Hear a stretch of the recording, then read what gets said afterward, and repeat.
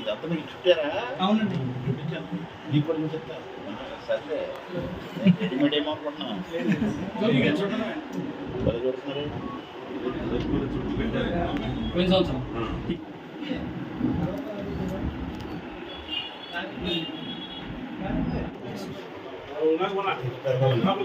నాస్తా జరిగేది మధుకులు రండి.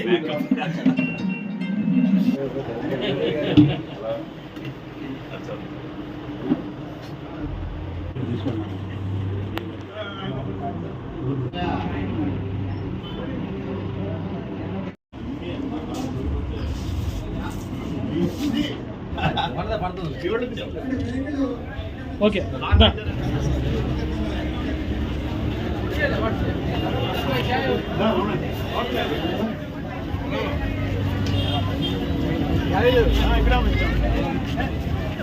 बजरंग दल सांग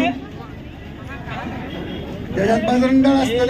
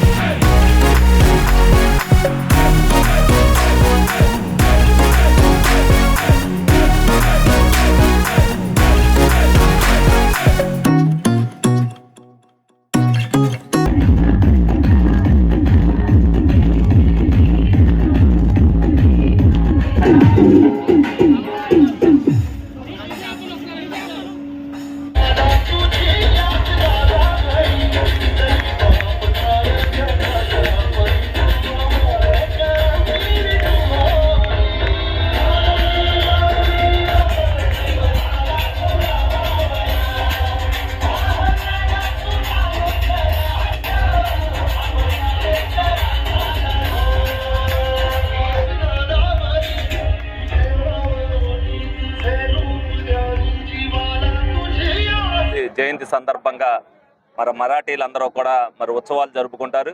అలాగే మహారాష్ట్ర అంతా కూడా ఈరోజు పండగ వాతావరణం ఉంటుంది. ఎందుకంటే చరిత్రలో మిగిలిపోయే వాళ్ళు ఛత్రపతి శివాజీ.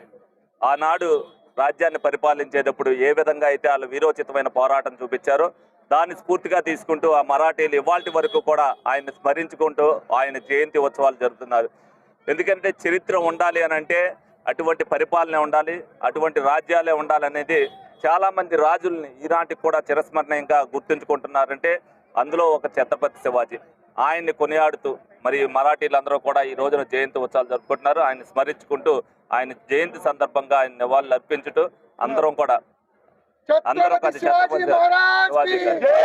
ఏలూరు నగరంలో ఛత్రపతి శివాజీ గారి జయంతి ఉత్సవాలు చాలా పెద్ద ఎత్తున ఏలూరు నగరంలో ఉన్నటువంటి సుమారు 150 కుటుంబాలు మహారాష్ట్ర నుంచి వచ్చినటువంటి మరాఠీలు ఇక్కడ వాళ్ళ వ్యాపారాలు చేసుకుంటూ జీవనాన్ని కొనసాగిస్తున్నారు.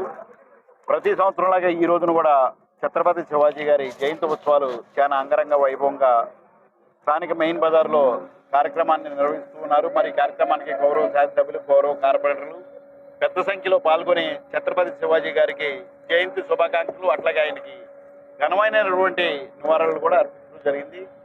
ఛత్రపతి శివాజీ గారు ఆయన స్ఫూర్తిగా చేస్తున్నటువంటి మహారాష్ట్రలో కానివ్వండి, ఒక్క మహారాష్ట్రే కాకుండా మన భారతదేశం అందరూ కూడా భారతదేశంలో ఉన్నటువంటి ఛత్రపతి శివాజీ గారిని ఆరాధ్య దైవంగా భావించే వాళ్ళందరూ కూడా ఈ రోజున పండగ చేసుకుంటూ ఉంటారు. ఆయన అడుగుజాడల్లో కూడా మేమందరం కూడా నడుచుకుంటామని చెప్పి ఈ సందర్భంగా తెలియజేస్తాం.